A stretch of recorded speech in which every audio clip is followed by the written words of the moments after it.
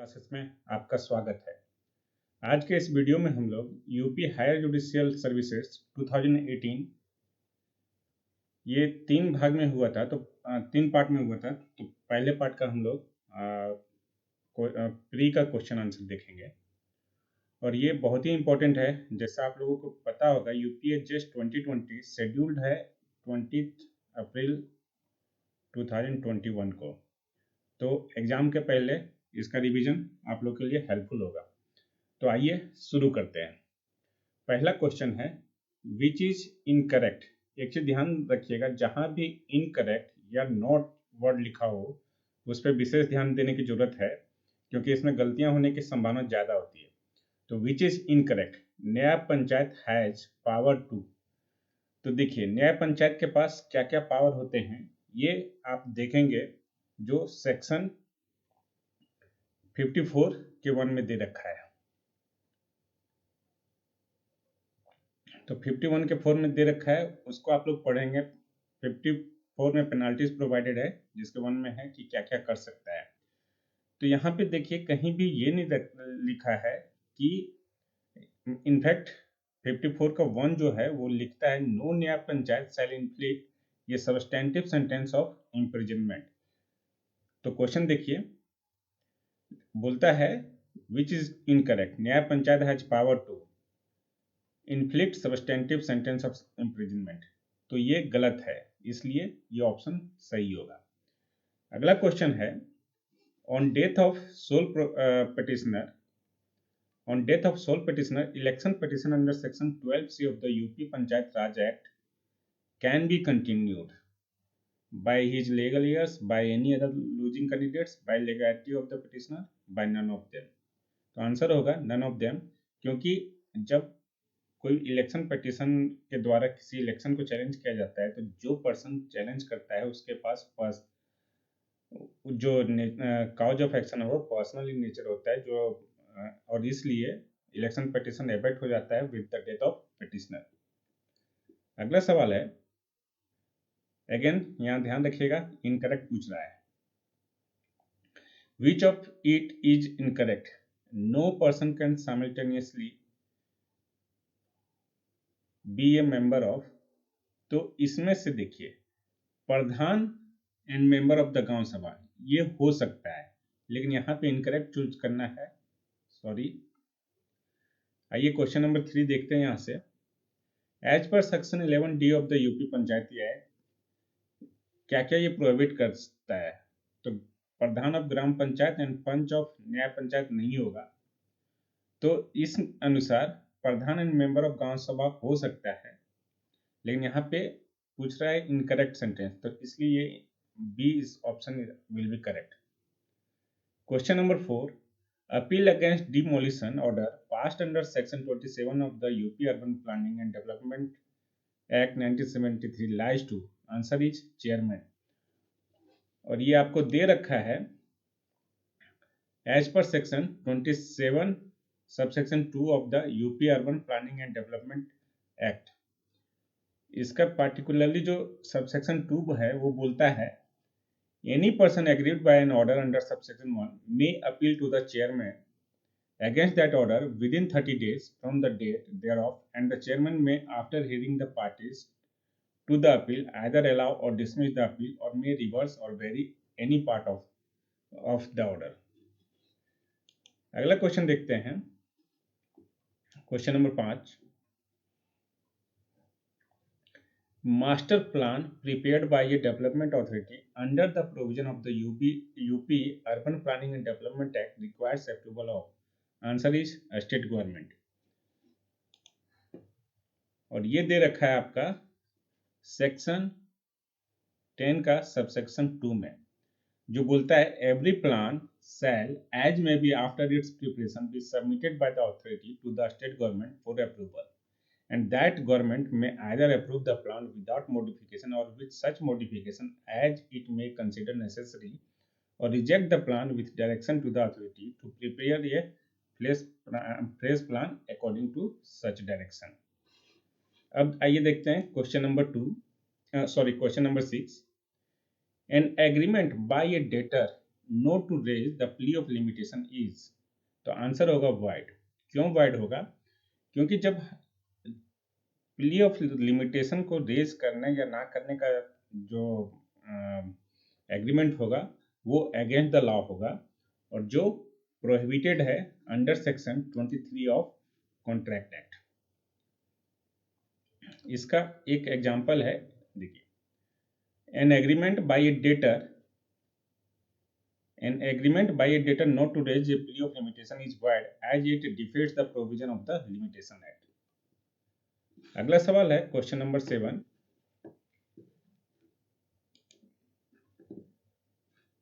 ये contract does not stand discharge, कोई अनुबंध उन्मोचित नहीं माना जा सकता है। कब? तो कॉन्ट्रैक्ट डिस्चार्ज का ये तरीके हैं। कॉन्ट्रैक्ट डिस्चार्ज हो सकता है by performance, by breach of contract, by impossibility of performance. ये 3 तरीके से कॉन्ट्रैक्ट डिस्चार्ज होगा। The only way by which ये contract is not discharge is mere delay in performance. मतलब अगर किसी कॉन्ट्रैक्ट में एक्सप्रेसली प्रोवाइडेड ना हो कि ये इस समय तक, किसी सर्टेन टाइम तक परफॉर्म नहीं होने पर डिस्चार्ज होगा, तब तक कोई भी कॉन्ट्रैक्ट डिस्चार्ज नहीं माना जाता है। आइए देखते हैं क्वेश्चन नंबर 8। ये promise to subscribe to a charity is, answer is void agreement. अगर आप सेक्शन 25 देखेंगे, an agreement without consideration is void, ये उसी का पार्ट है। क्वेश्चन नंबर 9, ये partnership firm is legal entity like a company, the statement is false. क्योंकि partnership में जब हम बात करते हैं फर्म की, तो ये जो उसके इंडिविजुअल पार्टनर होते हैं, मतलब इंडिविजुअल पर्सन होते हैं, वो पार्टनर होते हैं, और ये जब कई पार्टनर्स मिल के कलेक्टिवली फर्म बनाते हैं, ये क्या मतलब 2 या 2 से अधिक लोग होंगे, और अगर पार्टनरशिप एग्रीमेंट में इंटर करेंगे तो collectively they were known as firm और इंडिविजुअली पार्टनर। लेकिन कंपनी के केस में ऐसा नहीं है। कंपनी में शेयर होल्डर्स होते हैं जो किसी भी तरह से, और एक चीज़ और, पार्टनरशिप फर्म में पार्टनर जो होते हैं म्यूचुअल एजेंट होते हैं एक दूसरे के। लेकिन कंपनी में क्या होता है कि वेरियस शेयर होल्डर होते हैं and they are not personally liable for the act of the company. लेकिन पार्टनरशिप फर्म में partners are personally liable for the act of firm. देखिए अगला क्वेश्चन है क्वेश्चन नंबर 10।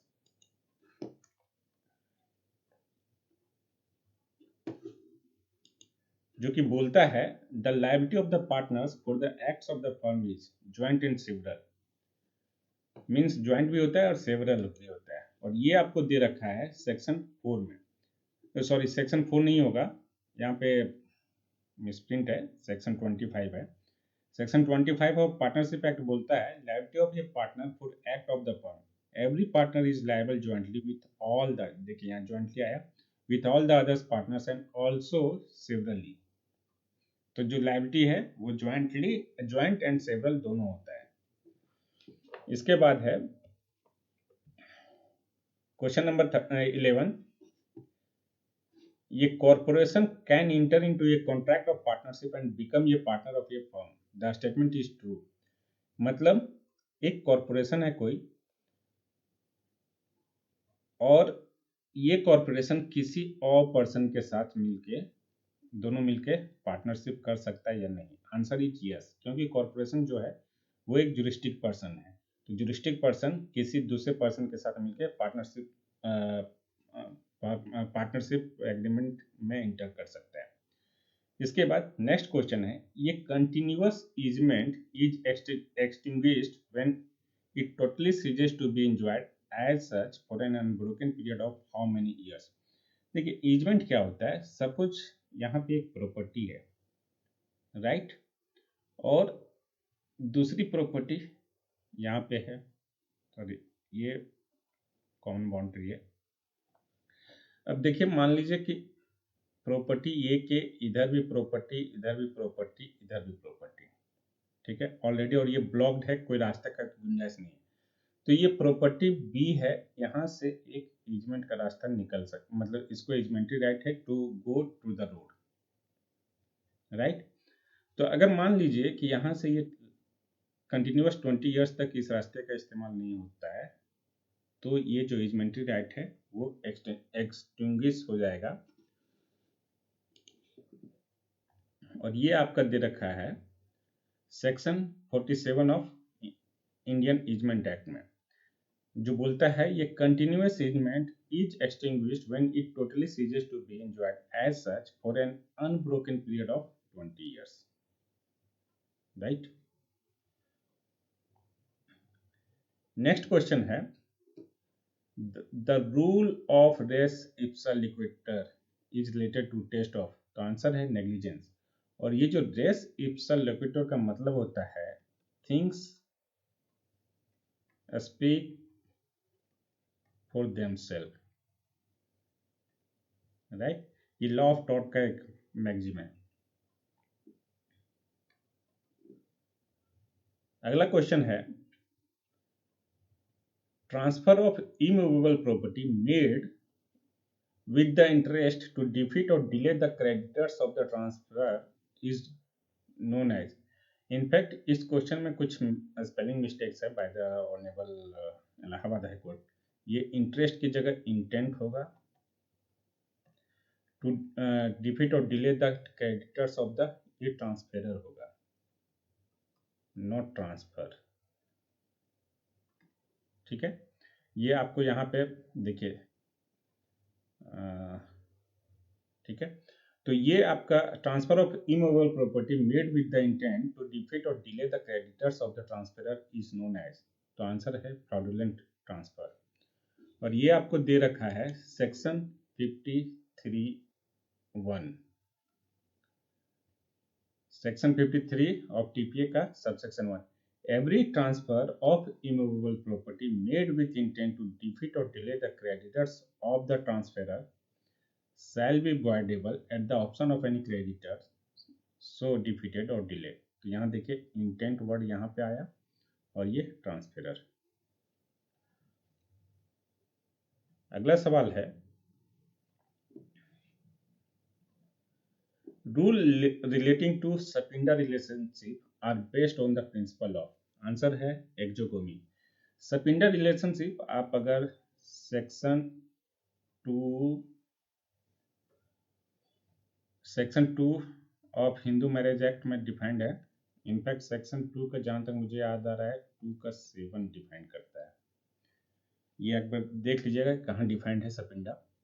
तो सपिंडा रिलेशनशिप में मैरिज जो है वो प्रोहिबिटेड है और इसका पर्पस क्या है, एक्जोगेमी। एक्जोगेमी मतलब होता है कि जब सपिंडा में मैरिजेज होते हैं तो वहां पे बहुत सारे कॉम्प्लिकेशंस हो सकते हैं। इनफैक्ट सपिंडा का कहने का मतलब है कि एक ही गोत्र से जब मेल और फीमेल कनेक्टेड हों तो ऐसे में मैरिज प्रोहिबिटेड है, of course until unless custom provides. तो इसलिए ये प्रिंसिपल जो बेस्ड है वो एक्जोगेमी है, मींस गोत्र से बाहर शादी करने को लेके। क्वेश्चन नंबर 16, ये defence of nullity of marriage in case of voidable marriage annuls the marriage from the, तो आंसर है डेट ऑफ डिग्री। यहाँ पे कहना क्या चाह रहे हैं, देखिए अगर आप हिंदू मैरिज एक्ट का सेक्शन 11 देखेंगे तो ये वॉइड मैरिजेस की बात करता है और सेक्शन 12 वॉइडेबल मैरिजेस की बात करता है। तो वॉइड मैरिजेस में जो होते हैं bigamous marriages, marriage between sapindas, marriage between prohibited relationship, ये वॉइड मैरिजेस होते हैं। तो जब वॉइड मैरिजेस होते हैं वो वॉइड एब इनिशियो होते हैं, शुरुआत से ही वॉइड होते हैं। लेकिन जब वॉइडेबल मैरिजेस की बात करते हैं तो ये वॉइडेबल मैरिजेस जो होते हैं वो तब तक वैलिड होते हैं जब तक कि इन्हें वॉइड करार न दिया जाए, मीन्स इनको एनल न कर दिया जाए। तो मीन्स जिस दिन डिग्री पास होगी उस दिन से voidable marriages null and void माने जाएंगे, राइट। अब आइए देखते हैं क्वेश्चन नंबर 17।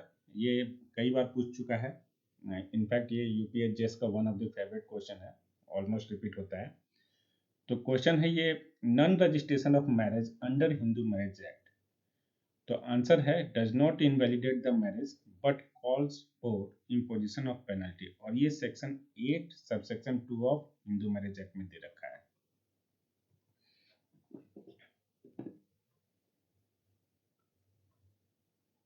देखिए मैं आपको पढ़ के सुनाता हूँ।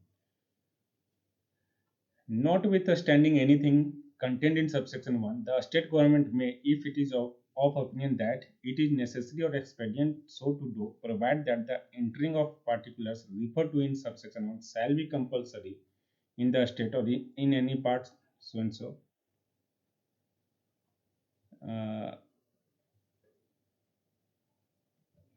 इनफैक्ट सबसेक्शन 2 बात करता है पनिशमेंट की अगर रजिस्ट्रेशन नहीं करवाते हैं तो, और सबसेक्शन 5 बोलता है कि ये जो नॉन रजिस्ट्रेशन है वो किसी भी तरह वैलिडिटी ऑफ मैरिज को अफेक्ट नहीं करेगा।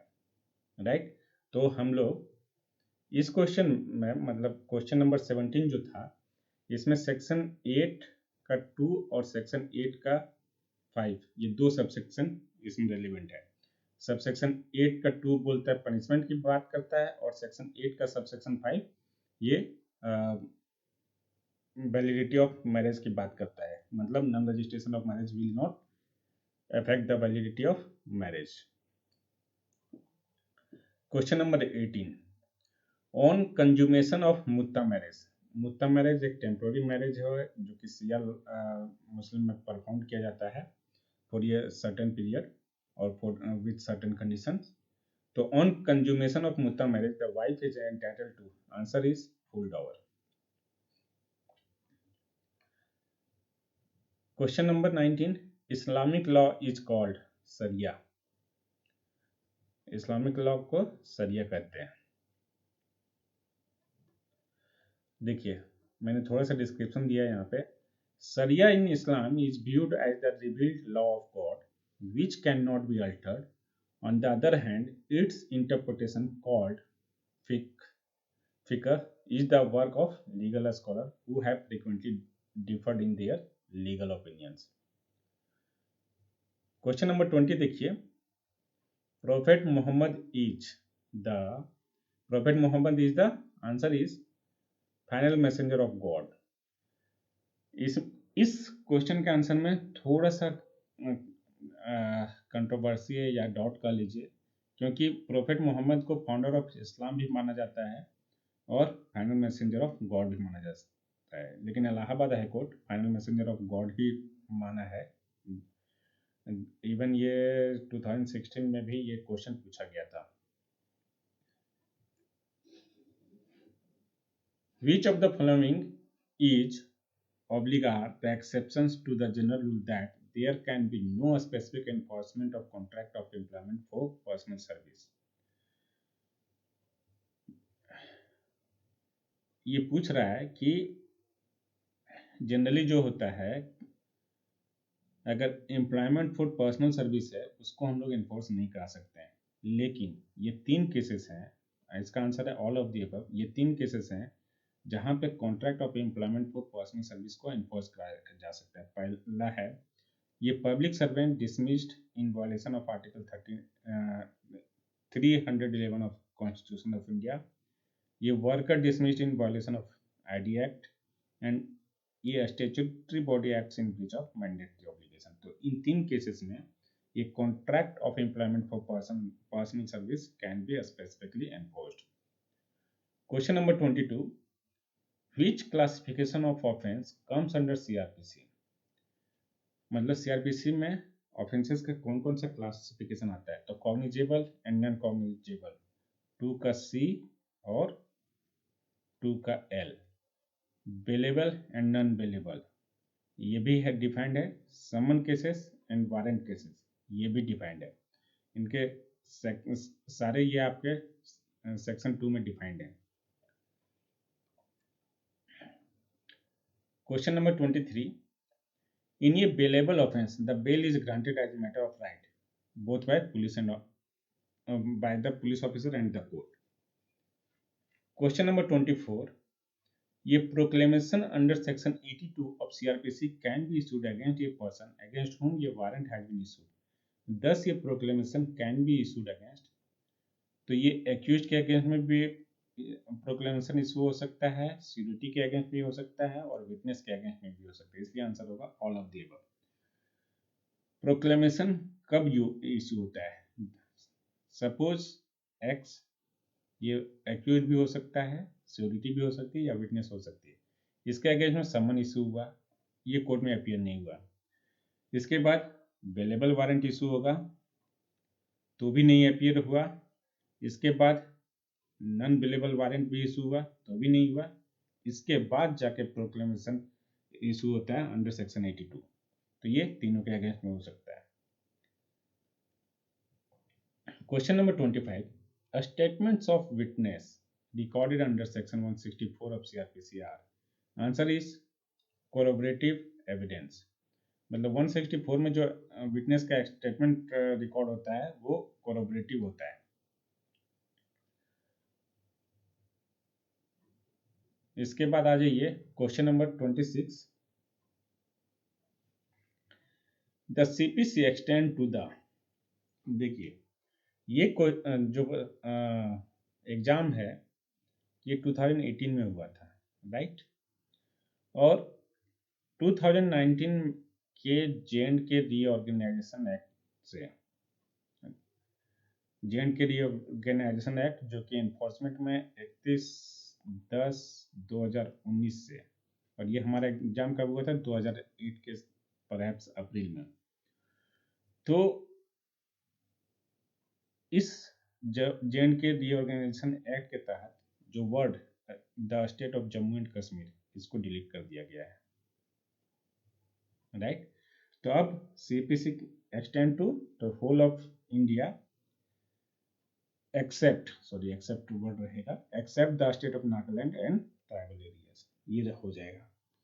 तो इस सवाल का ध्यान रखिएगा। इनफैक्ट कोई भी जो सेंट्रल एक्ट है, जितने भी सेंट्रल एक्ट हैं जिसमें वर्ड लिखा रहता था except the state of Jammu and Kashmir, तो except the state of Jammu and Kashmir को डिलीट करके पढ़िएगा, और ये जो डिलीशन है वो 31 अक्टूबर 2019 से लागू है।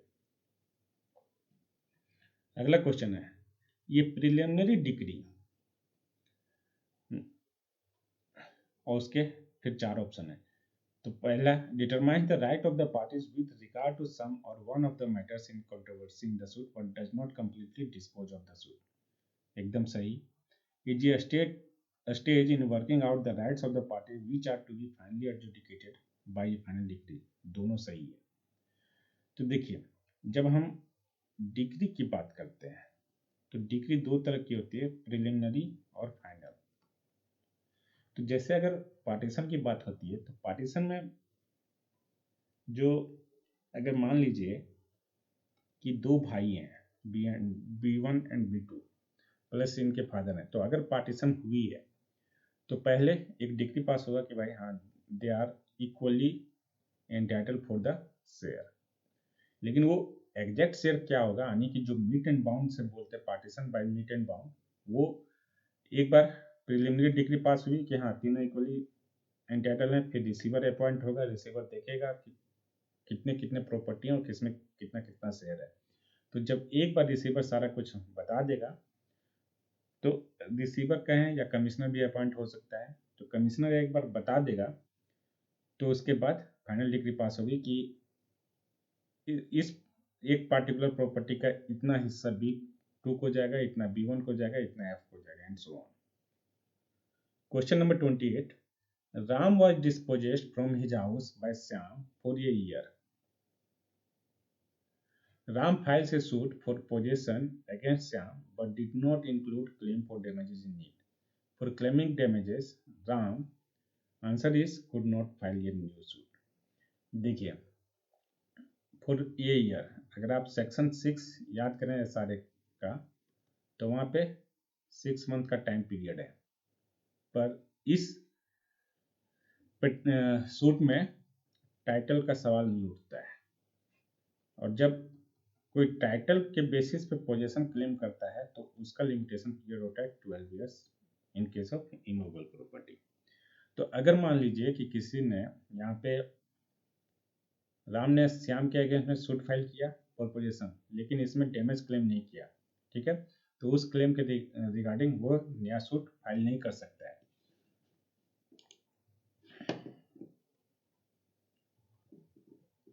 तो ये आपको जो दे रखा है वो ऑर्डर 2 के रूल 2 के अनुसार है, राइट। रूल 2 ऑफ ऑर्डर 2 आप देखेंगे तो वहां पे है कि अगर आपने किसी पोजीशन के साथ क्लेम डैमेजेस क्लेम नहीं किया तो आप उसके लिए अलग से सूट फाइल नहीं कर सकते हैं। आइए देखते हैं क्वेश्चन नंबर 29। ये suit instituted in India for enforcing a foreign judgment is to be filed within how many years. तो आंसर है 3 years from the date of judgment. और ये आपको दे रखा है आर्टिकल 101 ऑफ लिमिटेशन एक्ट में, राइट।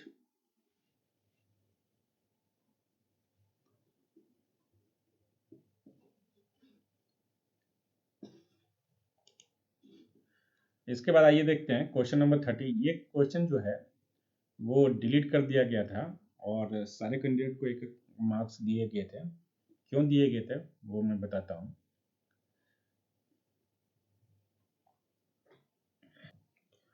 देखिए यहाँ सवाल क्या पूछता है, which of the following remedy is not available.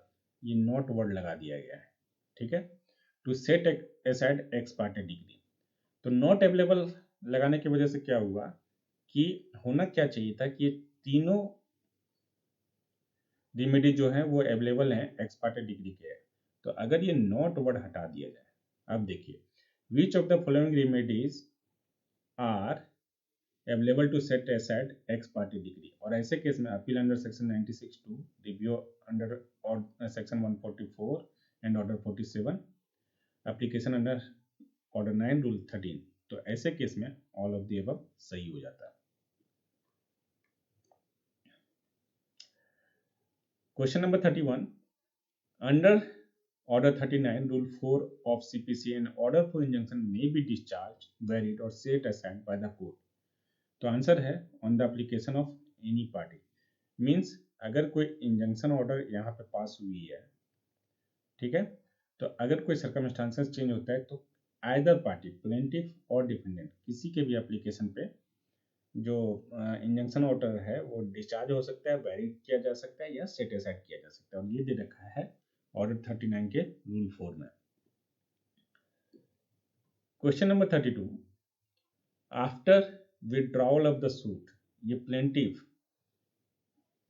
मतलब अगर प्लेंटिफ सूट विड्रॉ करता है तो क्या हो सकता है। तो इसका option D is correct, can not institute A fresh suit in respect of the same subject matter unless liberty is given at the time of withdrawal of the suit. क्योंकि ये यूपी एचजेएस का क्वेश्चंस है, तो एचजेएस मतलब higher judicial services में वही appear हो सकते हैं जिन्हें 7 इयर्स का प्रैक्टिस का एक्सपीरियंस हो प्लस मिनिमम एज 35 ईयर्स हो, राइट।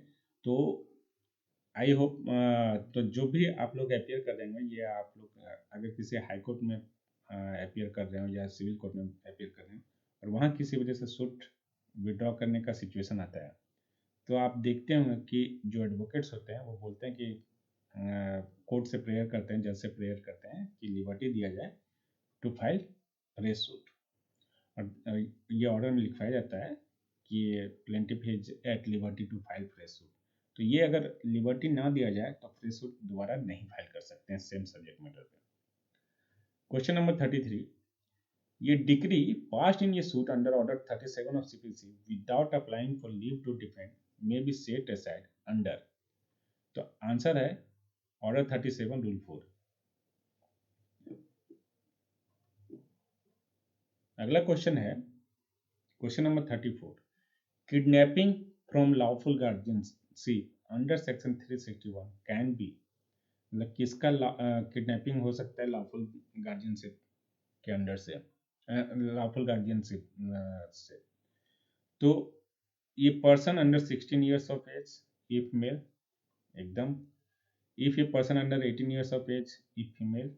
मतलब मेल अगर बिलो 16 ईयर्स है और फीमेल अगर बिलो 18 ईयर्स है, और एक ये तीन तरह के लोग हैं, और एक पर्सन ऑफ अनसाउंड माइंड, ये तीनों का किडनैपिंग हो सकता है under section 361 from lawful guardianship.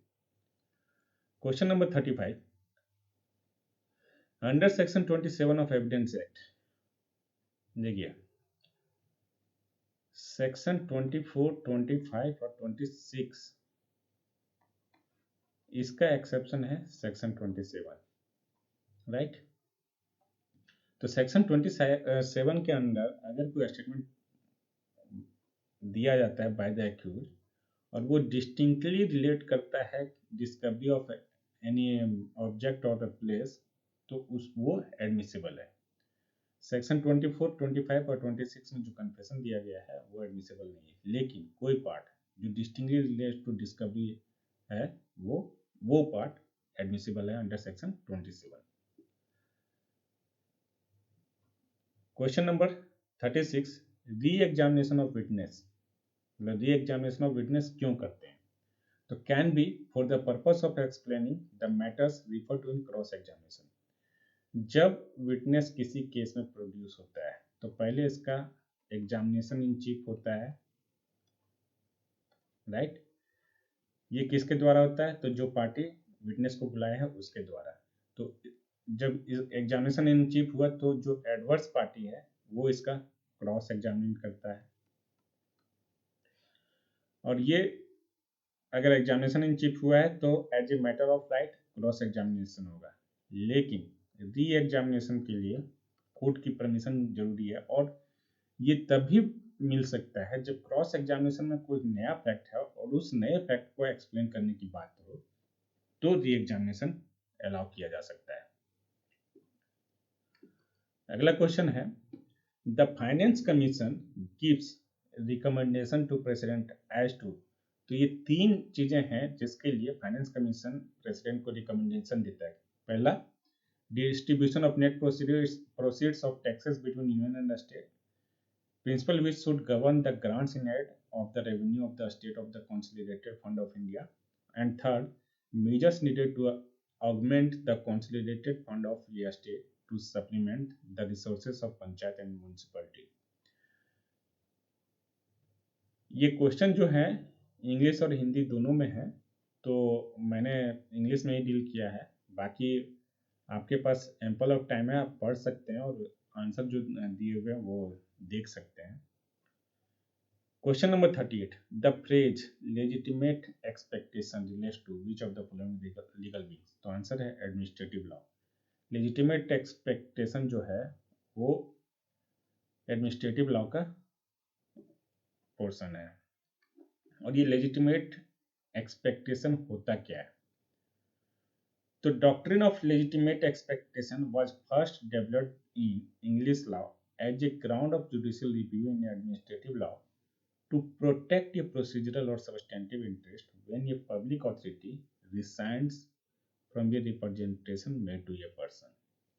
मतलब अगर जो पब्लिक अथॉरिटी है वो किसी को बताती है, कुछ रिप्रेजेंटेशन देती है, और उससे जिस पर्सन को रिप्रेजेंटेशन दिया गया उसको लगता है कि ये मेरे बेनिफिट में हो सकता है, तो उसको हम लोग लेजिटिमेट एक्सपेक्टेशन कहते हैं।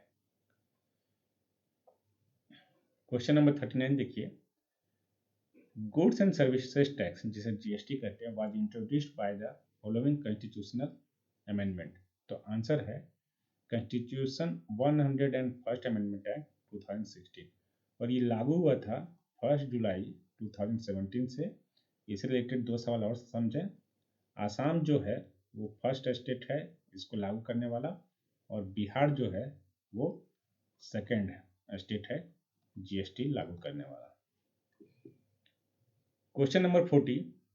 According to Article 20, Clause 4, no detention of any person is possible without the intercession of the advisory body for a period exceeding, answer is 3 months। Means without advisory board के intercession 3 महीने तक कैद में रखा जा सकता है और उसके बाद रखने के लिए एडवाइजरी बोर्ड का इंटरसेशन जरूरी है। इंटरसेशन में सिफारिश।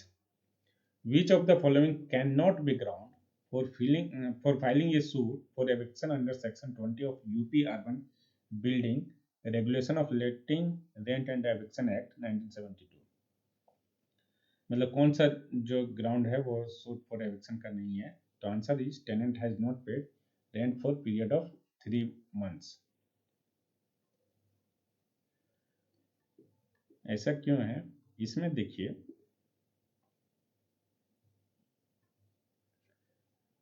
जो सेक्शन 20 का 2, सेक्शन 20 का सब सेक्शन 2 का जो क्लॉज ये है, वो बोलता है कि जो डिफॉल्ट होना चाहिए वो 4 महीने को होना चाहिए, तभी ये एविक्शन का ग्राउंड होगा।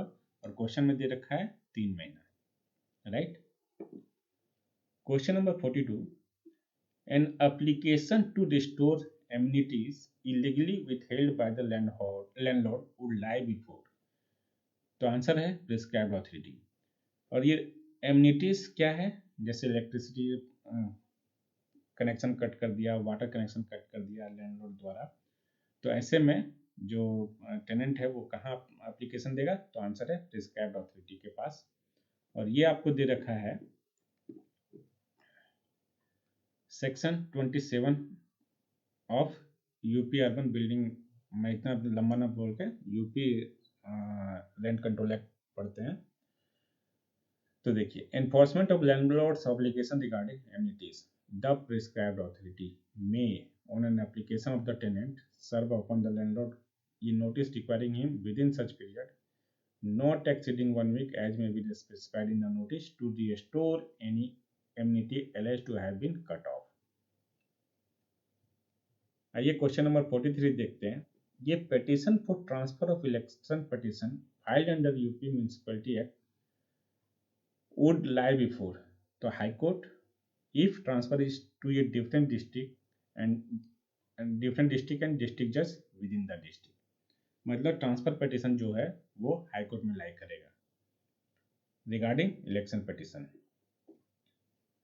Question number 44, under which law an old woman who had no more chance to become pregnant need not perform iddat. ये क्वेश्चन कैंसिल्ड हो गया, लेकिन अगर आप 2016 का क्वेश्चन और हाईकोर्ट के द्वारा जो चूज किया आंसर है तो उसमें सिया था, लेकिन इस क्वेश्चन को डिलीट कर दिया गया है। तो आई डोंट नो कि हाईकोर्ट किस ऑप्शन को सही मानता है। आइए देखते हैं question number 45, out of following which is the correct order of examination of witnesses. ये अभी मैंने कुछ देर पहले बताया था। एग्जामिनेशन ऑफ चीफ होता है पहले, फिर क्रॉस एग्जामिनेशन होता है, उसके बाद री एग्जामिनेशन होता है। और ये आपको कहाँ दे रखा है वो भी मैं आपको सेक्शन बताता हूँ। ये दे रखा है section 138 of Indian evidence act में। क्वेश्चन नंबर 46 देखिए, no wife shall be entitled to receive maintenance from husband under section 125 of CrPC if. तो आंसर है she is living in adultery. अगर एडल्ट्री कमिट कर रही है तो ऐसे में वो एंटाइटल नहीं होगी मेंटेनेंस के लिए। और ये दे रखा है सेक्शन 125 के सब सेक्शन 4 में। इसके बाद आइए देखते हैं क्वेश्चन नंबर 47, ये degree for restitution of consumer right may be enforced. तो आंसर है बाय अटैचमेंट ऑफ प्रॉपर्टी। ये आप ऑर्डर 21 का रूल 32 देखिएगा, उसमें दे रखा है। Question number 48, injunction can not be granted in A suit. मतलब कैसे सूट में इंजंक्शन नहीं ग्रांट हो सकता है? तो answer is in which the specific performance can not be enforced. Means A और बी के बीच कोई कॉन्ट्रैक्ट होता है और इस कॉन्ट्रैक्ट का स्पेसिफिक एनफोर्समेंट नहीं किया जा सकता है, तो इस कॉन्ट्रैक्ट के अगेंस्ट में इंजंक्शन भी ग्रांट नहीं हो सकता है। और ये आपका दे रखा है सेक्शन 41 के क्लॉज ई में, injunction when refused. An injunction cannot be granted to prevent the breach of contract, the performance of which would not be specifically enforced। Question number 49. What is carbon footprint? तो answer है it is the total set of greenhouse gases emissions caused by an organization or product or person.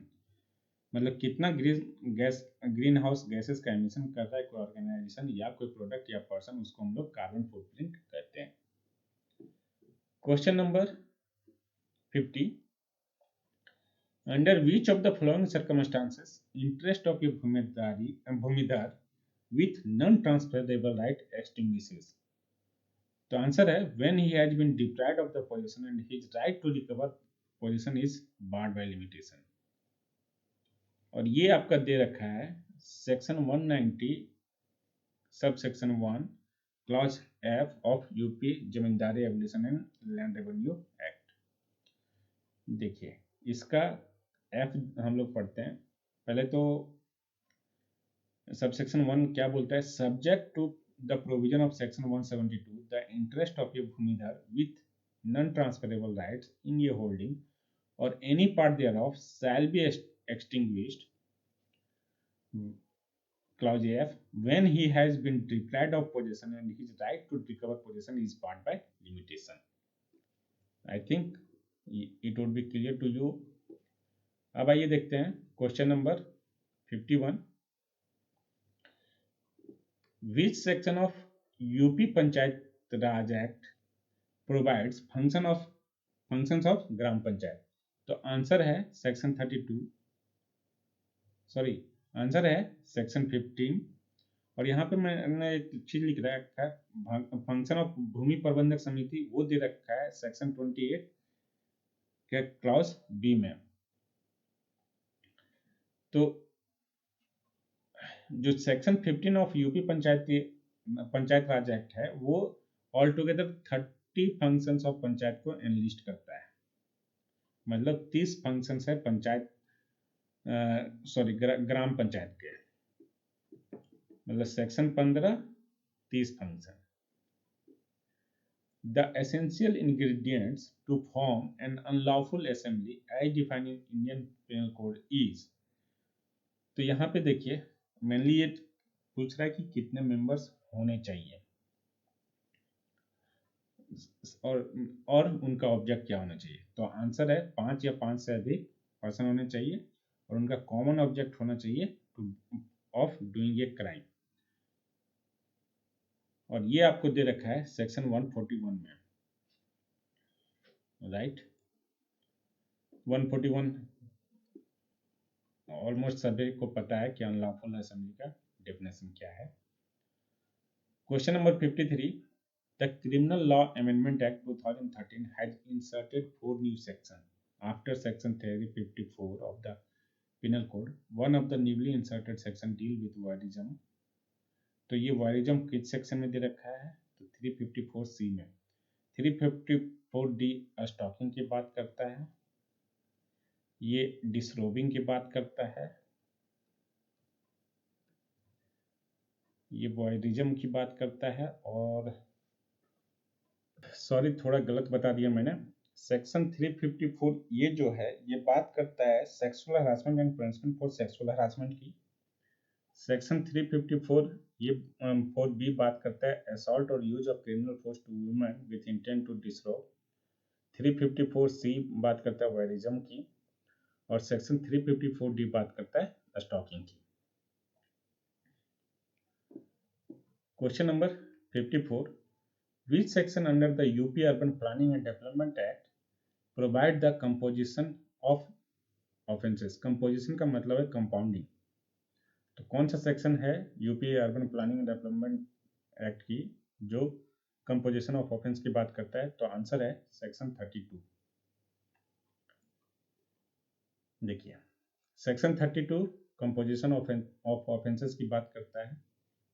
And मैं एक इसका first subsection पढ़ता हूँ. Any offence made punishable by और under this act may either before और after the institution of proceeding be compounded by the vice chairman और any officer authorised by him in that behalf by general और special order on such term including any term as regards payment of composition as the vice chairman or such officer may think fit. Okay. अगला सवाल देखिए, question number 55, under which section of the UP Panchayat Raj act the state government has power to reserve offices of pradhan for scheduled caste, the scheduled tribes and the backward classes? तो इसका answer है under section 11A subsection 2।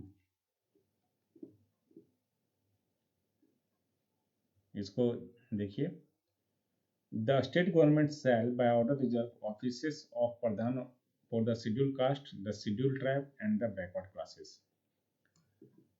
Question number 56. Power, duties, function and administration of Gram Panchayat are provided under which chapter of the UP Panchayati Raj Act? तो answer है chapter 4। Question number 57. Who has power to make regulation under the provision of the UP Urban Planning and Development Act? तो इसका answer है development authority. Means development authority के पास regulation बनाने का power है, लेकिन with the previous approval of state government. और ये दे रखा है आपका सेक्शन 55 ऑफ द एक्ट में। सेक्शन 55। क्वेश्चन नंबर 58 देखिए, section 26C of the UP Urban Planning and Development Act empowers the authority to remove anything erected over any street or upon or over any open channel, drain, etc. contrary to the provision of the act, which statement is correct regarding exercise of the said power? तो देखिए, कहीं कोई structure अगर permanent या temporary या कुछ चीज़ें रख दी गई है, कोई ड्रेन वगैरह बंद कर दिया गया है उसकी वजह से, तो ऐसे में अथॉरिटी जो है वो परमानेंट या टेम्पोररी स्ट्रक्चर को रिमूव करने का अधिकार है विदाउट नोटिस, राइट। और ये आपको दे रखा है सेक्शन 26C। इनफैक्ट ये मेंशन ही है, तो एक बार सेक्शन 26C को हम लोग रीड करते हैं। अथॉरिटी में विदाउट नोटिस, देखिए इसका मार्जिनल हेडिंग में ही दे रखा है, रिमूव एनीथिंग इरेक्टेड और deposited in contravention of act, right. अब आइए देखते हैं question number 59। The term development is defined under the UP urban planning and development act. ये डेफिनेशन सीधा सीधा पूछा है कि कौन से सेक्शन में डिफाइंड है, तो आंसर है सेक्शन 2E। क्वेश्चन नंबर 60 देखिए, the Supreme court can be moved under article 32 of the constitution of India for the enforcement of, answer is fundamental right.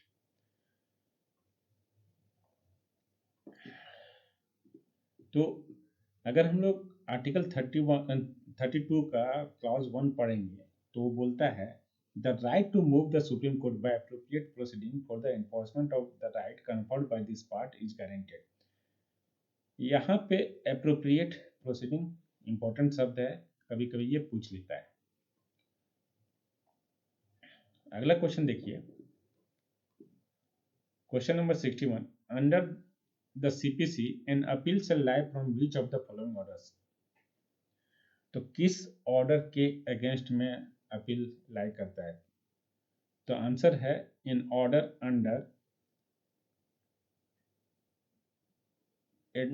Under order 41 rule 23। और ये कहां से निकल के आता है? तो अगर आप देखिए,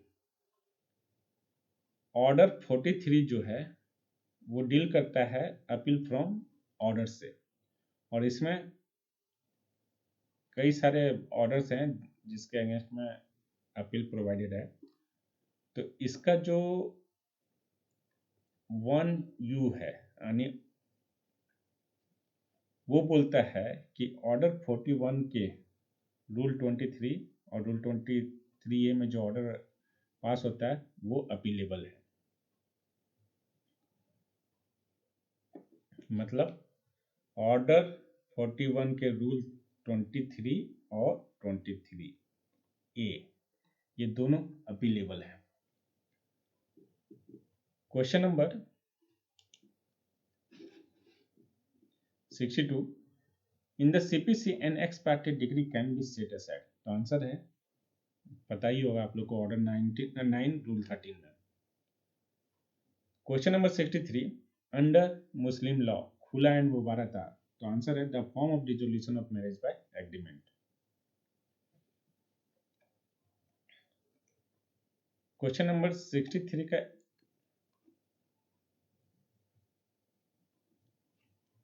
थोड़ा सा एक्सप्लेनेशन देखिए। Khula means divorce at the request of wife, जबकि mubarat means divorce by mutual consent. Right, khula में हम लोग मतलब मुस्लिम लॉ में ये होता है कि खुला में जो राइट दे दिया जाता है वो वाइफ को दिया जाता है कि जब चाहो तुम मुझसे डिवोर्स लेके जा सकती हो, और मुबारक मीन्स ये म्यूचुअल कंसेंट के द्वारा होता है। क्वेश्चन नंबर 64, ये witness unable to speak if gives his statement in writing before the court, then such evidence shall be deemed to be। Answer है ओरल एविडेंस।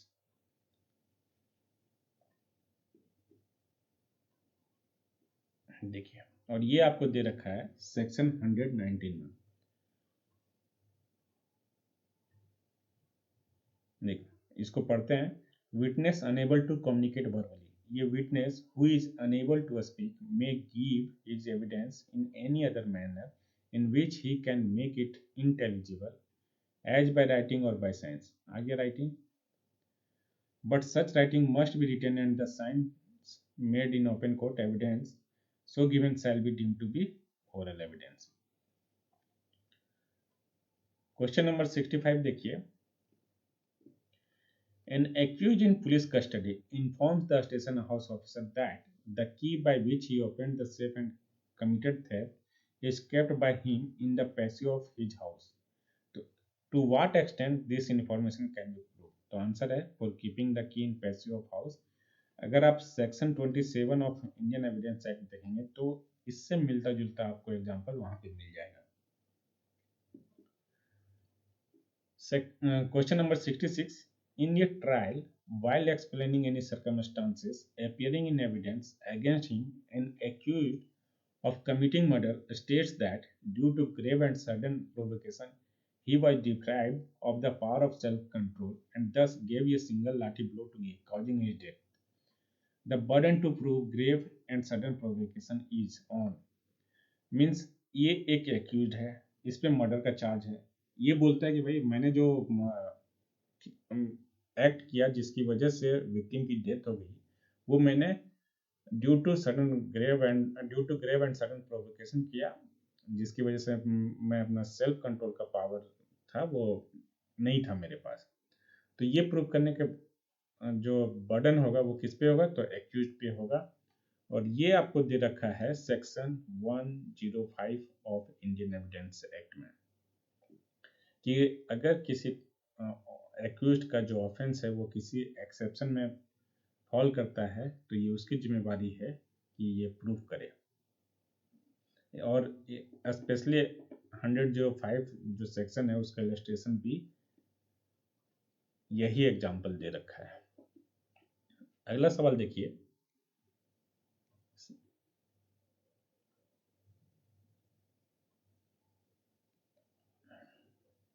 अगला सवाल है question number 67, to whom as per section 98 of CRPC a complaint on oath for the sterilization of an abducted female child to be person having her lawful charge may be presented।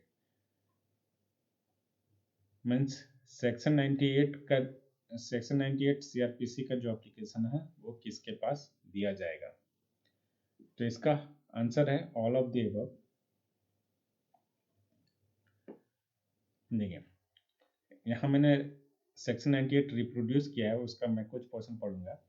Upon complaint made on oath of the abduction or unlawful detention of a woman or a female child under the age of 18 years for any unlawful purpose, ये district magistrate, sub divisional magistrate और magistrate of the first class may make an order for the immediate restoration of such woman to her liberty, यानी DM, SDM और JM1।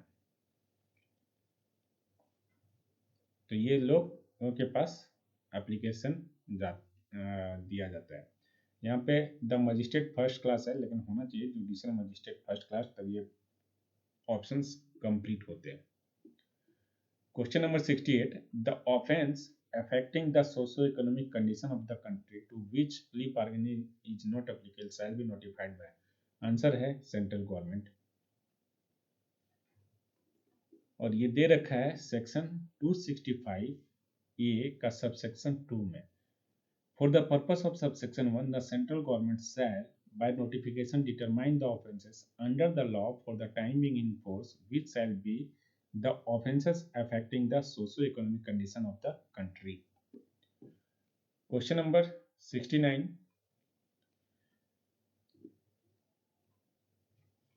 ये question deleted है, इसलिए पहले एक बार question देखते हैं। ऑल्दो ये क्वेश्चन डिलीटेड है, लेकिन हम लोग कुछ नया इससे इंटरफेयर कर सकते हैं कि क्यों ये डिलीट हुआ। तो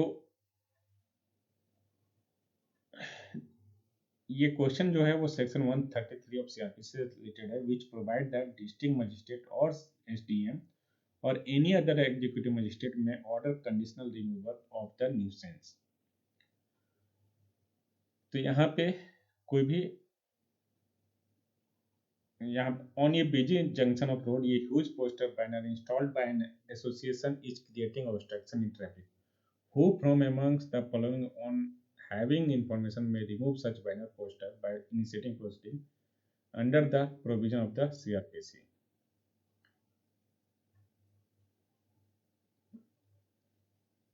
तो यहाँ पे होना चाहिए था एसडीएम, लेकिन हाईकोर्ट ने इसे डिलीट कर दिया।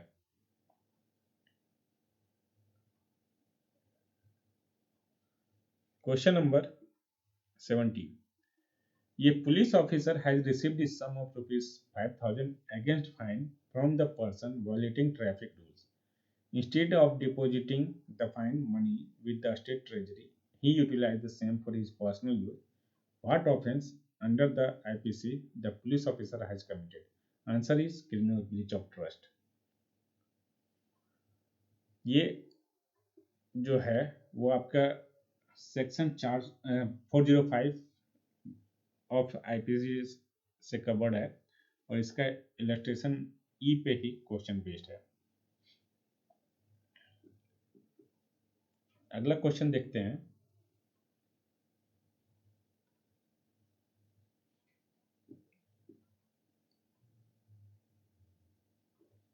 Question number 71, according to section 21 of IPC is not a public servant. इसमें से कौन पब्लिक सर्वेंट है? नहीं है। तो an advocate who practises law in court of justice, तो ये पब्लिक सर्वेंट नहीं है। आप सेक्शन 21 में डेफिनेशन देखेंगे, उसमें या तो अपॉइंटमेंट गवर्नमेंट के द्वारा होना चाहिए और पे गवर्नमेंट के द्वारा होना चाहिए, और भी कुछ क्राइटेरिया है पब्लिक सर्वेंट होने के। क्वेश्चन नंबर 72, ये informs B that he had heard from X that Z was committed murder of C few days ago. Evidence of B when examined as witness in court would be considered as, answer है hearsay evidence। तो यहाँ पे क्या बोलता है? ये बोलता है कि अब चूंकि क्वेश्चन है कि एविडेंस ऑफ बी क्या होगा, तो ए को छोड़ दीजिए। फैक्ट क्या है कि बी बोलता है कि एक्स ने इसको कहा कि जेड ने सी का मर्डर किया। मीन्स एक्स ने बी को कहा कि जेड ने सी का मर्डर किया। तो जो बी का एविडेंस होगा वो हियर से होगा, क्योंकि बी ने जेड को सी का मर्डर करते हुए डायरेक्ट नहीं देखा। बी को कैसे पता चला? क्योंकि एक्स ने बताया। तो ये सुनी सुनाई बात हुई, इसलिए बी का एविडेंस जो है वो हियर से एविडेंस कहलाएगा। Question number 73, in which of the following cases did the Supreme Court uphold the validity of the CPC Amendment Act 1999 and 2002?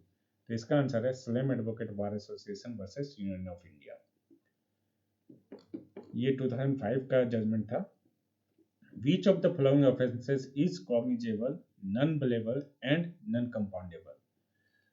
तो इसका आंसर है answer B, attempt to murder, punishable under section 307 of IPC. Question number 75, burden of proof under section 101 of the Indian evidence act never shifts. 103 का जो है वो shift करता है, लेकिन 101 का शिफ्ट नहीं करता है। Question number 76, my own Boswell is autobiography of. तो आंसर है जस्टिस एम हिदायतुल्ला। जो बुक्स किसी जुरिस्टिक पर्सन से के द्वारा लिखे गए, किसी जुरिस्ट द्वारा लिखे गए हैं, या किसी जज के द्वारा लिखे गए, या कोई फेमस एडवोकेट के द्वारा लिखे गए, ऐसे सवाल जुडिशरी के एग्जाम में पूछे जाते हैं, तो इसमें याद रखिएगा। जैसे यहाँ पे जस्टिस मोहम्मद सी चावला जो है, इन्होंने लिखा था रोजेस इन दिसंबर, तो ये याद रखिएगा। कभी माय ओन बॉसवेल पूछ लेता है, कभी रोजेस इन दिसंबर पूछ लेता है। Question number 77, first woman to become high court जज इन इंडिया इज। तो आंसर है जस्टिस अन्ना चांडी। तो जस्टिस अन्ना चांडी सिर्फ फर्स्ट वुमेन जज ऑफ हाई कोर्ट नहीं है, बल्कि ये फर्स्ट वुमेन जज ऑफ इंडिया है। मतलब एज ए जज अपॉइंट होने वाली फर्स्ट वुमेन है, और एलिवेट होके ये फर्स्ट जज ऑफ हाई कोर्ट भी बनी थी। Question number 78, in which year the high court of judicature of Allahabad was established. Means Allahabad high court की स्थापना कब हुई थी? तो ये 1866, पार्टिकुलरली 11 जून 1866 को इसकी स्थापना हुई थी। 2016 में इसके 150 साल पूरे हुए हैं।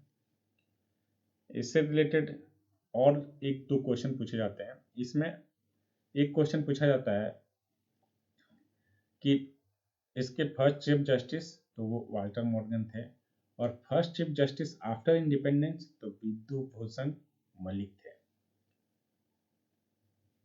क्वेश्चन नंबर 79 देखिए, the highest civilian award in the Republic of India is. तो यहाँ पे पद्म विभूषण, पद्मश्री और पद्म भूषण दे रखा है, लेकिन तो ये तीनों में से कोई नहीं है। हाईएस्ट जो सिविलियन अवार्ड है वो है भारत रत्न। अगर 2019 के आप भारत रत्न देखेंगे तो प्रणब मुखर्जी को मिला था, भीमसेन जोशी को मिला था, और एक और कोई है, मुझे उनका नाम ध्यान नहीं आ रहा है। अगला सवाल है क्वेश्चन नंबर 80, हिमा दास। तो आंसर है एक एथलीट है, इनको ढींग एक्सप्रेस के नाम से भी जाना जाता है। ये मतलब रनर हैं एक। इनकी कहानी भी कुछ अलग है, इस गूगल करके पढ़िएगा, बहुत ही इंटरेस्टिंग कहानी है हिमा दास की। The national award for outstanding contribution to the growth and development of Indian cinema is Dada Saheb Phalke award, और ये हाईएस्ट अवार्ड है सिनेमा जगत में का। Question number 82, the first women minister with defence portfolio in independent India. तो answer है इंदिरा गांधी। इसमें maximum लोगों ने निर्मला सीतारमन लगाया होगा। निर्मला सीतारमन जो है वो बोलेंगे इनको कि ये इंडिपेंडेंटली इनको डिफेंस पोर्टफोलियो मिला था, लेकिन इंदिरा गांधी जो है उनके पास एडिशनल चार्ज था डिफेंस मिनिस्टर का जब वो प्रधानमंत्री थी।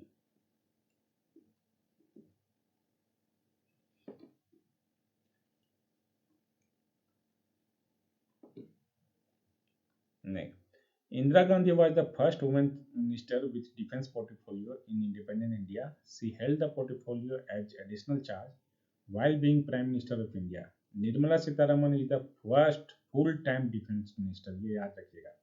तो अगर कभी first full time defence minister की बात हो तो निर्मला सीतारमन होंगे, और फर्स्ट वुमेन डिफेंस मिनिस्टर की बात हो तो वो इंदिरा गांधी होंगी। Question number 83, part 14 of the Constitution of India relates to। तो आंसर है service under the union and the state. Question number 84, the concept of equal justice and free legal aid is given under article, तो article 39A।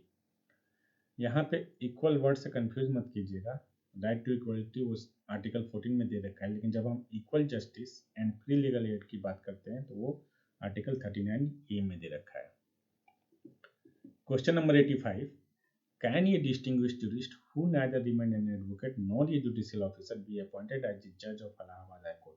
तो answer है no.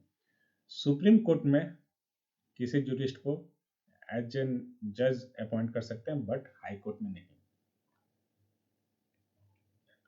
Article 217 of 2 ये दे रखा है कि एक हाई कोर्ट के जज होने के क्या क्या क्वालिफिकेशन होना चाहिए।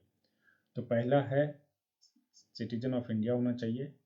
इसके बाद at least 10 years held a judicial officer in the territory of India, या at least 10 years been an advocate of high court or of 2 or more such court of in succession होना चाहिए। यहाँ पे कहीं भी नहीं है कि वो डिस्टिंग्विश्ड जूरिस्ट है तो उसको हाई कोर्ट का जज अपॉइंट कर देंगे। Question number 86, the 10th schedule was appended with the constitution of India. तो कब हुआ था? तो 42nd अमेंडमेंट एक्ट। और ये 10th शेड्यूल जो है वो डील करता है defection of MP and MLAs, और इसके साथ आपका आर्टिकल 102 पढ़ा जाता है। Question number 87, article 371 of the constitution of India prescribe, तो आंसर है special provision with respect to the state of Maharashtra and Gujarat.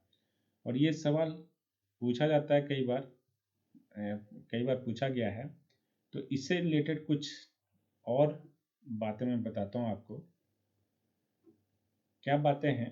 तो देखिए, आर्टिकल 370 इसको रिपील कर दिया गया, जो बात करता था temporary provision with respect to the state of Jammu and Kashmir.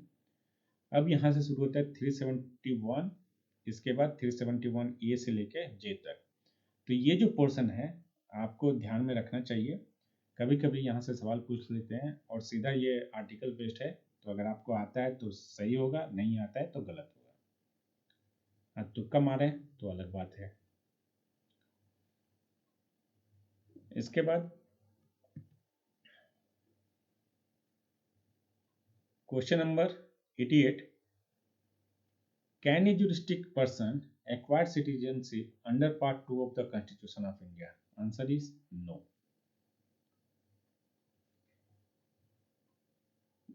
Citizenship under part 2 of the Constitution of India includes only natural person and not juristic person. Question number 89, the provisions for appointment to district judge are prescribed under, तो part 6 chapter 6 of the Constitution of India। तो याद रखिएगा, ये बहुत ही important है।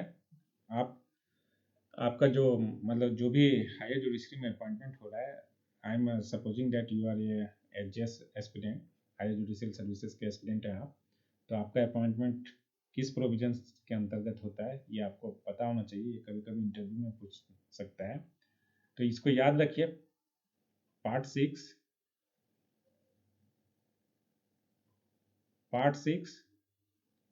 Chapter 6 और article 233, यहाँ भी इसको करेंगे 233 तो 6 233। The establishment of the Central Administrative Tribunal CAT is in consonance with the provision of, तो इसका आंसर है article 323A of the constitution of India, जो कि पार्ट 14A में आता है।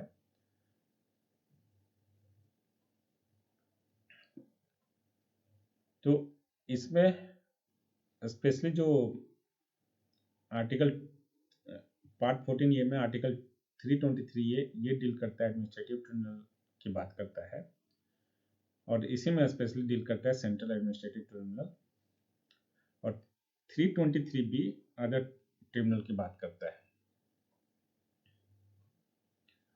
Question number 91. Section 29A of UP Urban Building Regulation of Letting, Rent and Eviction Act applies to which one of the following category of tenancy? तो answer है tenancy of land where tenant has built permanent structure with consent of landlord.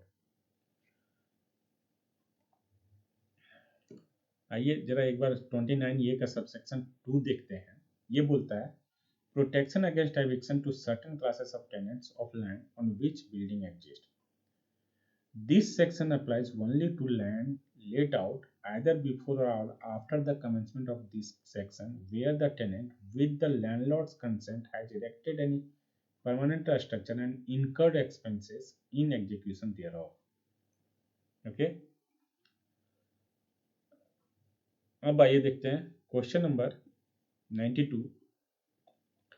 The tenant of a building governed by UP Urban Building Regulation of Letting, Rent and Eviction Act can deposit rent before the court if refused by landlord under तो none of the above. मतलब refusal कहाँ होगा? तो अगर आप section 30 subsection 1 देखेंगे इस act का तो वो बोलता है deposit of rent in court in certain circumstances if any person. मैं इतना दूर नहीं डील कर रहा, यहाँ पे सिंपल है कि सेक्शन 30 सबसेक्शन 1 में ये डील किया गया है. कितना क्लोज ऑप्शन दे रखा है, 30 का सबसेक्शन 2 दे रखा है और आंसर है 30 का 1. Question number 93. Offence under UP act number 13 of 1972 is triable by magistrate of first class.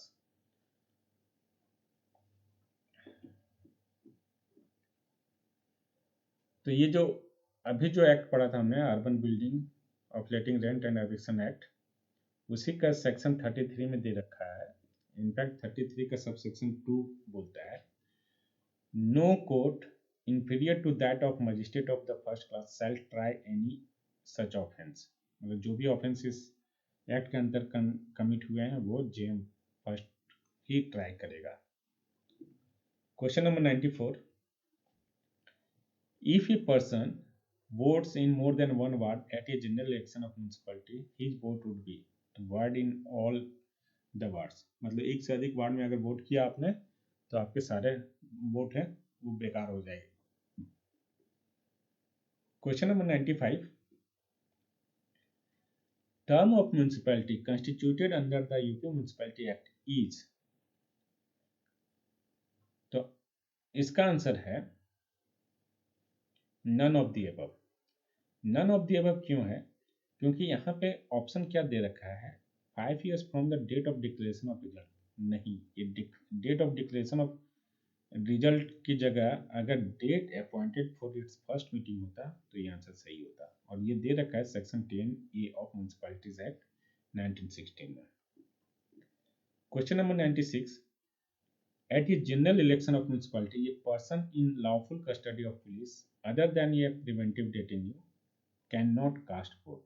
अगर कस्टडी में है, लॉफुल कस्टडी ऑफ पुलिस में है, तो वो वोट नहीं कर सकता है. और ये दे रखा है आपका सेक्शन 13E का सबसेक्शन 5 में. इसको पढ़ते हैं. No person shall vote at any election if he is confined in a prison whether under a sentence of imprisonment or transportation or otherwise or in lawful custody of the police. इस portion से सवाल आया है, तो ये vote नहीं कर सकता है. और इसी का प्रोवाइजो में है कि अगर प्रिवेंटिव डिटेंशन में है तो उस पर ये सबसेक्शन अप्लाई नहीं करेगा और वो वोट कर पाएगा. नेक्स्ट क्वेश्चन देखते हैं. Question number 97. Consolidation operation in a village close with issuance of notification under which provision of the UP consolidation of holding act. Answer is section 52. Section 52.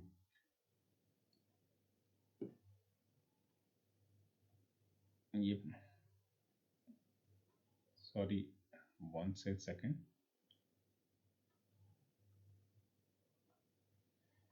ये बोलता है upon the said publication of the notification under subsection 2 of section 4 the following further consequences shall ensue in the area to which the notification relates, namely। तो यहाँ पे ये 5 का 2 होना चाहिए, 52 मिसप्रिंट है। I will verify and if there is any discrepancy I will inform। Question number 98, provision for abatement of suit। Provision for abatement of suit upon a start of consolidation operation is provided under। तो इसका answer है section B, section 5। Answer is B.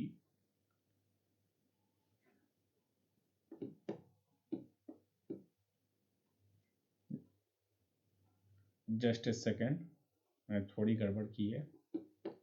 देखिए question number 97 क्या बोलता है, consolidation operation in a village close with issuance of notification under which provision of the UP consolidation of holding act 1963। Answer is B, section 52। मैं section 52 आपको पढ़ के सुनाता हूँ। इसका सब सेक्शन 1 स्पेशली बोलता है। तो सेक्शन 52 बोलता है close of consolidation operation as soon as may be after fresh maps and records have been prepared under subsection 1 of section 27, the state government shall issue a notification in the official gazette that the consolidation operation have been closed in the unit and the village or villages forming a part of the unit shall then cease to be under consolidation operation। Question number 98, provision for abatement of suit upon a start of consolidation operation is provided under। Answer is section 5। और जो मैंने यहाँ एक mistake की थी, delete किया था, वो गलत किया था। ये सेक्शन 5 का सब सेक्शन 2 का क्लॉज ये ही है। तो ये बोलता है upon the said publication of the notification under subsection 2 of section 4 the following further consequences shall ensue in the area to which the notification relates। Next question है question number 99, ये second last question है। Director of consolidation exercise power of. तो answer both revision and reference. और ये आपको दे रखा है section 48 of UP consolidation of holding act 1953 में। इसका मार्जिनल हेडिंग है revision and reference. The director or of consolidation may call for and examine the record, ये रिवीजन हो गया, of any case decided or proceeding taken by any subordinate authority for the purpose of satisfying himself by the regularity of the proceedings or as to the correctness, legality or propriety of any order other than an interlocutory order passed by such authority in the case or proceeding may, after allowing the parties concerned an opportunity of being heard, make such order in the case of proceeding as it thinks fit। और इसी का subsection 3 है जो बात करता है reference की। और आज का जो लास्ट सवाल है वो बोलता है surcharge proceedings under Panchayat Raj act 1947 R4। तो आंसर है recovery of loss of money of ग्राम पंचायत और न्याय पंचायत। तो अगर कोई ऑफिस बेरर है ग्राम पंचायत या न्याय पंचायत का, वो उसकी वजह से अगर मॉनेटरी लॉस हुआ है ग्राम पंचायत या न्याय पंचायत को, तो उसकी जो रिकवरी होगी वो सरचार्ज प्रोसीडिंग के अनुसार होगी। तो इस तरह से यूपीएसएस 2001 का फर्स्ट पार्ट का 100 क्वेश्चन हम लोगों ने कर लिया। अगर आपको ये वीडियो पसंद आया तो लाइक करें, कमेंट करें, अपने दोस्तों के साथ शेयर करें। और अगर आप इस चैनल पर नए हैं तो प्लीज़ इस चैनल को सब्सक्राइब करें। आप लोगों का यही सब्सक्रिप्शन, शेयर एंड कमेंट हमारे लिए हमारा रिइंबर्समेंट होता है, हमारी मेहनत का फल होता है। Thank you very much.